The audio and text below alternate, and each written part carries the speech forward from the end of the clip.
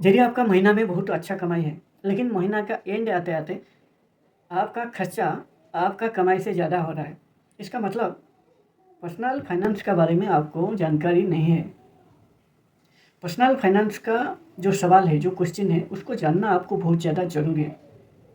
यदि आपको सवाल मालूम होगा, तो आप उसका सवाल का जो उत्तर है, आप ढूँढ पाओगे। इसका बेस्ट एग्ज़ाम्पल गौतम बुद्ध, जो भगवान गौतम बुद्ध, वो इसीलिए भगवान बने क्योंकि उनको इस संसार में आने का बाद ये संसार पूरा माया का जाल है। जब इसको मालूम हो गया इस संसार माया का जाल में मैं फँस जाऊँगा, फिर वो क्या है, सन्यासी राजा का परिवार को छोड़ के उस सन्यासी की तरफ चल गए। फिर वो मोक्ष प्राप्ति करे। आज वो भगवान है क्योंकि उनको सवाल मालूम हो गया। जब व्यक्ति को सवाल मालूम होगा तभी वो बेहतर कर पाएगा। इसीलिए आपका यदि पर्सनल फाइनेंस में जो मिस्टेक हो रहा है, उस मिस्टेक को यदि आपको सुधार करना है, तो ये जो 10 सवाल हैं, इसको आपको जानना पड़ेगा। देखिए अभी लाइन तो चला गया, लेकिन हम जो विंडो हमारा खुला था, इसीलिए जो बाहर का लाइट आ रहा है, इसी से ये लाइट अभी चल रहा है। वीडियो हम बंद नहीं करेंगे, चालू रखेंगे। देखिए ये जो 10 सवाल है, इसको जानना आपके लिए बहुत ज़्यादा ज़रूरी है। ये महत्वपूर्ण सवाल है, जिनका जवाब हर किसी को जानना चाहिए। खासकर अगर आप अपनी पर्सनल फाइनेंस को संभालना चाहते हो। साथ में हर सवाल का फुल जानकारी भी बताऊंगा। चलिए एक एक सवाल बताता हूँ। आप पेन एंड पेपर लीजिए, नोट कीजिए। पहला सवाल लिखिए, पर्सनल फाइनेंस क्या है? इसका उत्तर है, पर्सनल फाइनेंस का मतलब है आपके पैसे को सही तरीके से कमाना, खर्च करना, बचाना, निवेश करना और भविष्य के लिए प्लान करना। इसका लक्ष्य होता है वित्तीय सुरक्षा और स्वतंत्रता हासिल करना। ये पर्सनल फाइनेंस क्या है, इसका क्वेश्चन एंड उत्तर आपको बताया। दूसरा लिखिए, दूसरा जो सवाल है, बजट बनाना क्यों ज़रूरी है? इसका जो उत्तर है बहुत ही सिंपल है। बजट बनाने से आप जान जाते हो कि आपका आमदनी यानी इनकम कितना है, एक्सपेंस यानी खर्चा कितना है, क्या है, ये दोनों जान जाते हो। इससे आप ज़रूरी खर्चे को प्राथमिकता दे सकते हो और जो बेवजह जो खर्चा हो जाता है उससे खुद को बचा सकते हो। यह बचत और निवेश के लिए रास्ता आपको खोलता है। दूसरा सवाल था और इसका उत्तर यही है। तीसरा है सवाल, बचत और निवेश में क्या फ़र्क है? उत्तर, नोट कर रहे हो ना? ये बहुत ही इंपॉर्टेंट सवाल बोल रहा हूँ, 10 सवाल और उसका उत्तर भी बोल रहा हूँ। इसको नोट करके और अच्छा से यदि आप जान जाओगे तो आप आपका पर्सनल फाइनेंस को अच्छा कर पाओगे। तीसरा सवाल, बचत और निवेश में क्या फ़र्क है? बचत पैसे को खर्च से बचाकर अलग रखना, जैसे सेविंग अकाउंट में। निवेश पैसे को ऐसी जगह लगाना जिससे वो भविष्य में बढ़े, जैसे म्यूचुअल फंड, स्टॉक, गोल्ड आदि। और निवेश में रिस्क होता है लेकिन रिटर्न ज़्यादा होता है। ये बात थोड़ा ध्यान रखने की बात है। और ये तीसरा सवाल था और उत्तर भी बता दिया। चौथा है, इमरजेंसी फंड क्या होता है? उत्तर है, इमरजेंसी फंड आपके ऐसे खर्चे के लिए होता है जो अचानक आ जाए, कोई जैसे मेडिकल इमरजेंसी, जॉब लॉस, घर की मरम्मत आदि। इससे कोई अचानक या आपका फैमिली में कोई प्रॉब्लम हो जाए, ये सभी जो इमरजेंसी आ जाता है उसके लिए इमरजेंसी फंड काम करता है। यह फंड काम के समय ना, कम से कम आपको ये जो समय है ये फंड का 3 से 6 महीना या 12 महीना तक, 12 महीना तक ये इमरजेंसी फंड आप रख रहे हो, बहुत अच्छी बात है। और महीने की ज़रूरी खर्चे के बराबर होना चाहिए।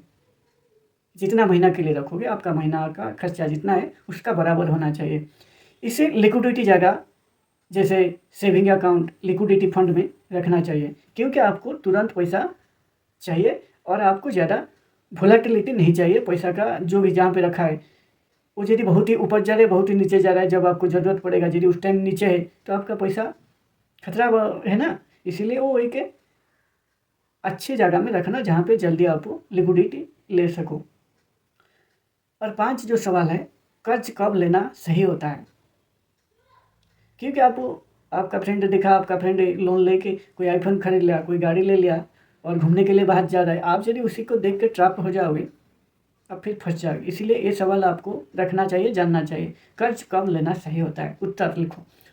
कर्ज तभी लेना चाहिए जब उसका इस्तेमाल समृद्धि बढ़ाने के लिए काम में लिया जा सके। जैसे शिक्षा लोन, शिक्षा का लोन यदि आप लेते हो तो आपका परिवार का बच्चे पढ़ाई करेंगे, आगे बढ़ेंगे। यदि आप खुद का स्किल बढ़ाने के लिए शिक्षा लेते हो तो आप वो स्किल के जरिए जो प्रॉब्लम का समस्या, जो समाज का समस्या है, जो प्रॉब्लम है, यदि उसी को सॉल्व करने का जो स्किल यदि आप सीखोगे, उसमें कर्ज लेके यदि करोगे तो वो कर्ज अच्छा माना जाएगा, क्योंकि उससे आप उस स्किल को सीखने के बाद उससे अच्छा खासा पैसा कमाओगे और फिर आप उस कर्ज को रिटर्न करने के बाद आपका लाइफ टाइम आपका हाथ में एक कर्ज जो स्किल रहेगा वो आपको लाइफ टाइम पैसा देगा। होम लोन, आप यदि होम लोन लेते हो आपका घर खरीदने के लिए या घर बनाने के लिए, वो भी अच्छी मानी जाती है। उसके लिए कर्ज लेना ज़रूरी है। ज़रूरी मतलब नहीं बोलूँगा, लेकिन ले सकते हो। कर्ज कब लेना सही होता है इसीलिए इसको रखा है। बिजनेस लोन, यदि आपको बिजनेस करना है, यदि आप खुद का ऊपर डिसिप्लिन आदमी हो, कंट्रोल है, तो आप बिजनेस कर सकते हो। बिजनेस एक बड़ी चीज़ को संभालना होता है। बिजनेस एक कोई भी प्रॉब्लम को सॉल्व करता है ना, एक बिजनेस उस प्रॉब्लम को हैंडल करना और उसको संभालना आपको आना चाहिए ना। यदि आप संभाल नहीं पाओगे बिजनेस को तो आप कर नहीं पाओगे, इसीलिए आपको डिसिप्लिन होना बहुत ज़्यादा ज़रूरी है। और कर्ज कब लेना है, कब लेना सही है, ये 5 नंबर में था। और ये जो कर्ज में आ जाता है ना, क्रेडिट कार्ड का कर्ज या फालतू शॉपिंग का लोन, ये सभी को टालना चाहिए, क्योंकि इसमें ब्याज जो है ना बहुत ज़्यादा है। आपका इनकम जितना करोगे ये बहुत ही खा लेगा, आपका इनकम का बहुत सारा पैसा इसी में चला जाएगा। क्रेडिट कार्ड का लोन का जो इंटरेस्ट होता है ना वो बहुत ज़्यादा है। यदि उसका मिनिमम ड्यू जितना दिन का आपको मिला है उसका अंदर यदि नहीं चुकाओगे, वो 40% तक उसका इंटरेस्ट जाएगा। इसीलिए कर्ज कब लेना सही है ये पॉइंट भी आपको मालूम होना चाहिए। छठा पॉइंट है म्यूचुअल फंड और शेयर मार्केट में क्या फ़र्क है, ये दोनों में क्या फ़र्क यानी डिफरेंस क्या है उसको भी आपको मालूम होना चाहिए। देखिए उत्तर इसका बताता हूँ। म्यूचुअल फंड, इसमें फंड मैनेजर आपके पैसे को अलग अलग शेयर बॉन्ड आदि में लगाता है, क्योंकि आपको जानकारी अच्छा से मालूम नहीं है कौन सा जगह में पैसा लगा के किसे कमाना है। क्योंकि ये जो है ये डिसिप्लिन का खेल है, कोई भी म्यूचुअल फंड हो या स्टॉक में लगाने के लिए, क्योंकि आपको उसको जानना पड़ेगा, उसको एनालिसिस करना पड़ेगा। फंडामेंटल एनालिसिस, टेक्निकल एनालिसिस ये ज़रूरी होता है। इसीलिए आप ये नहीं कर पाओगे क्योंकि आप नया हो, और ये सभी डिसिप्लिन लोग और जो माहिर है वो काम वर्षों से कर रहे हैं, काम कई सालों से काम कर रहे हैं, वो माहिर है, उनको मालूम है। इसीलिए आपको छोड़ दो ना, उनको कुछ कमीशन ले और वो आपको अच्छा रिटर्न बना के देंगे। और शेयर मार्केट, आप सीधे कंपनी के शेयर खरीदते हो और खुद रिस्क संभालते हो। ये म्यूचुअल फंड और शेयर मार्केट में डिफरेंस होता है। म्यूचुअल फंड में आपके लिए एक जो स्पेशलिस्ट है, फाइनेंस का लाइन आ गया, करंट आ गया, जो स्पेशलिस्ट है वो काम करता है। लेकिन शेयर मार्केट में आप खुद काम करते हो। यदि आपको खुद को अच्छी जानकारी है, फंडामेंटल एनालिसिस, टेक्निकल एनालिसिस और न्यूज सब कुछ आप ट्रैक कर पाते हो, फाइनेंशियल उसका कंपनी का कैसा है, ये सभी यदि ट्रैक कर पाओगे तो आप भी कर पाओगे। लेकिन स्टार्टिंग में करना आसान नहीं है। ये फ़र्क होता है म्यूचुअल फंड में। शुरुआती में लोगों ना, शुरुआती में आप SIP के जरिए म्यूचुअल फंड में लगा दो, वो बहुत ही बेहतर होता है और अच्छा खासा रिटर्न भी बना के देते हैं। 14%, 15%, 12%, 13%, ये रिटर्न बहुत ही अच्छा रिटर्न माना जाता है लॉन्ग टर्म के लिए। 15 साल, 20 साल, 30 साल, 40 साल, 50 साल, इतना यदि लंबा समय तक SIP करोगे 15 साल तक तो बढ़िया अमाउंट बनेगा जब उसको होल्ड करोगे लंबा। एक SIP 100 रुपया SIP कैसे आपको 1.5 करोड़ दे सकता है, उसका ऊपर मैं एक वीडियो बनाया हूँ। कंपाउंडिंग कैसे काम करता है उसको देखो, मालूम पड़ जाएगा 100 रुपया का महीना भर SIP करने से कितना रिटर्न आता है। और 7 नंबर में जो सवाल आता है वो भी बहुत इंटरेस्टिंग है। इंश्योरेंस क्यों ज़रूरी है? देखिए इंश्योरेंस करना आपके लिए बहुत ज़्यादा ज़रूरी है। इंश्योरेंस आपका या आपको वित्तीय जोखिम से बचाता है। जैसे हेल्थ इंश्योरेंस मेडिकल खर्चा से बचाता है, लाइफ इंश्योरेंस परिवार को सुरक्षा देती है। यदि आपकी मृत्यु हो जाए या आपकी अचानक कुछ हो जाए, आपका निधन हो जाए, क्या करोगे? आपका जाने के बाद आपका परिवार, आप तो चला जाओगे लेकिन आपका परिवार पूरा स्थिति खराब हो जाएगा ना, इसीलिए इंश्योरेंस किया जाता है। और ये जो टर्म प्लान है, टर्म इंश्योरेंस लेने से अच्छा है, ये जो ट्रेडिशनल इंश्योरेंस आप लेते हो कोई भी कंपनी का। और ट्रेडिशनल इंश्योरेंस किसको कहते हो? LIC एक ट्रेडिशनल इंश्योरेंस है।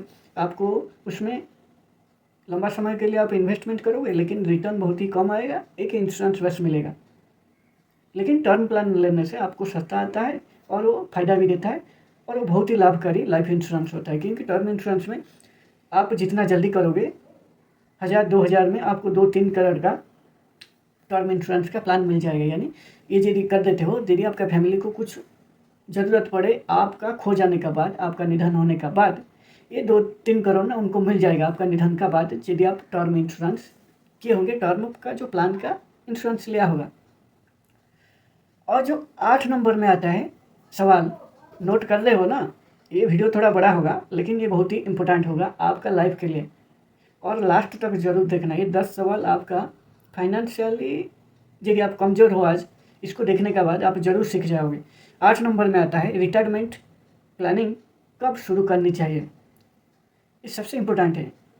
आपको रिटायरमेंट कब होना है? ज़िंदगी भर तो आप काम नहीं कर पाओगे। एक टाइम के बाद आपका शरीर का जो ताकत है आपका साथ छोड़ देता है। आपका आहिस्ता आहिस्ता सब चीज़ कमज़ोर होता है। 18 साल में आपका आई जैसा फंक्शन करेगा या आपका हार्ट, आपका बॉडी जैसे आपका साथ देगा, 70-80 साल में आपका साथ नहीं देगा। इसलिए आपको रिटायरमेंट प्लानिंग बहुत जल्दी से करना चाहिए। इसका उत्तर जितना जल्दी उतना अच्छा। 20 या 25 की उम्र में रिटायरमेंट के लिए यदि निवेश करना शुरू करेंगे तो ये आपको कम पैसे से बड़ा फंड बनाने में मदद करता है। क्योंकि इसमें पावर ऑफ कंपाउंडिंग का लग जाता है। कंपाउंडिंग का पावर बहुत ज़्यादा होता है। इसमें आप NPS, EPF, PPF, mutual fund, SIP अच्छे विकल्प होते हैं। और SIP के जरिए आप लॉन्ग टर्म का प्लानिंग कर लो। जितना आप जल्दी करोगे, जब आप कमाई शुरू करते हो ना 20 या 18, जब आपका कमाई शुरू हुआ, जिस दिन आप कमाने लगे खुद, उसी दिन पहला दिन है जब आपका पास सैलरी आए या जो भी पैसा कमाते हो उससे एक SIP 100 रुपया भी करो 15 साल ना, उसका बाद एक अच्छा अमाउंट यदि आप लंबा और 20-30 साल होल्ड कर दोगे, 15 साल दे के 100 रुपया भी यदि करोगे, वो भी 1.5 करोड़ अमाउंट बना के देगा 40 साल में। और जितना आप करोगे 100 रुपया से यदि 500 करोगे, उसका 3-4 गुना पैसा आप ज़्यादा कर देना या और भी ज़्यादा होगा कंपाउंडिंग में। इसलिए आप कंपाउंडिंग का यदि मैजिक देखना है, रिटायरमेंट का प्लानिंग आपको बहुत ही जल्दी शुरू करना पड़ेगा और ये आपको करोड़पति बना सकता है और आपको एक फाइनेंशियली फ्रीडम दे सकता है। इसको पहले आपको शुरू करना है बहुत ही कम उम्र में। और म्यूचुअल फंड के जरिए हो, NPS के जरिए हो या EPF के जरिए हो, PPF के जरिए हो, ये सभी अच्छे विकल्प है।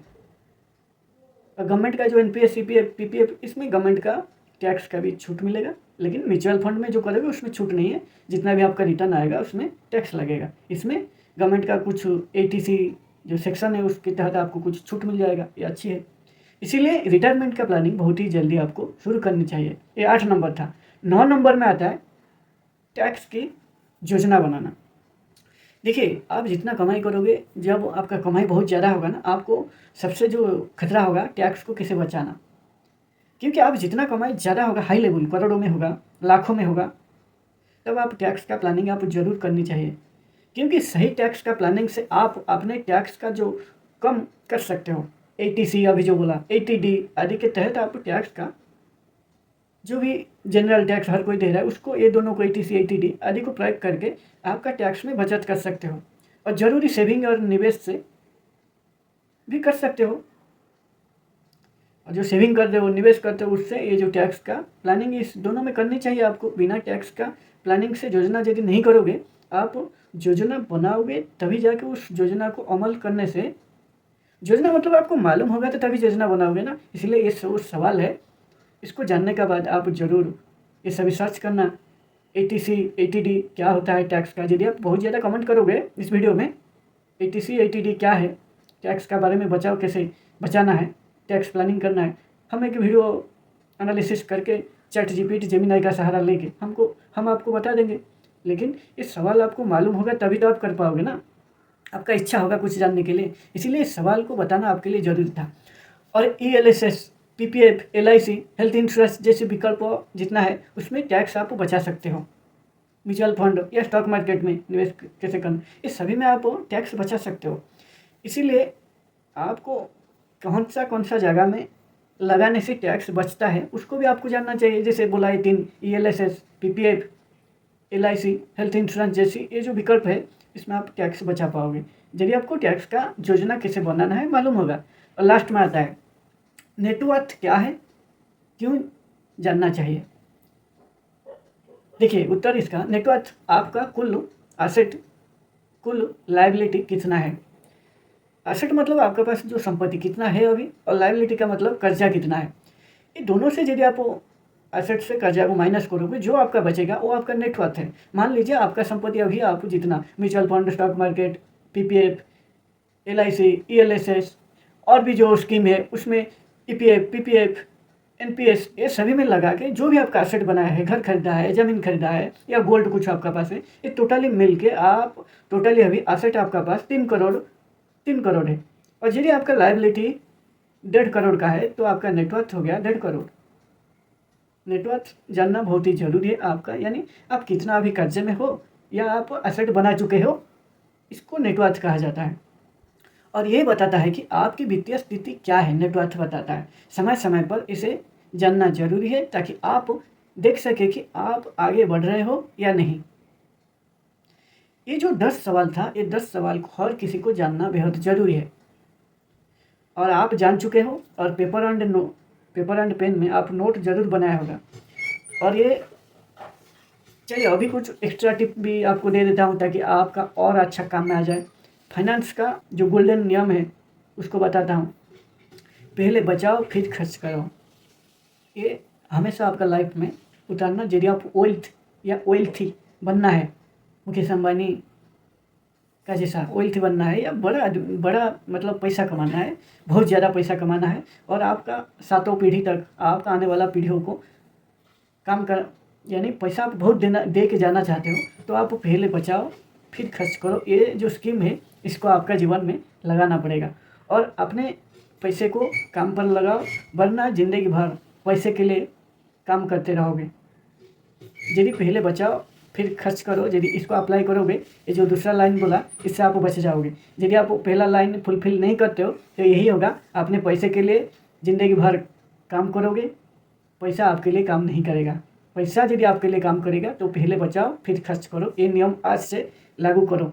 जब ये नियम लागू करोगे मैं समझ जाऊंगा या आप खुद समझ जाओगे, आप सही पर्सनल फाइनेंस को जानते हो। और पर्सनल फाइनेंस का ये जो 10 सवाल जो व्यक्ति जानता है वही व्यक्ति पहले बचाओ फिर खर्च करो नियम को लागू करते हैं। आशा करता हूँ ये वीडियो आप ज़रूर कुछ सीखा होगा। सीखा है तो ज़रूर कमेंट करना और वीडियो अच्छा लगा तो लाइक करना, चैनल को सब्सक्राइब कर लेना।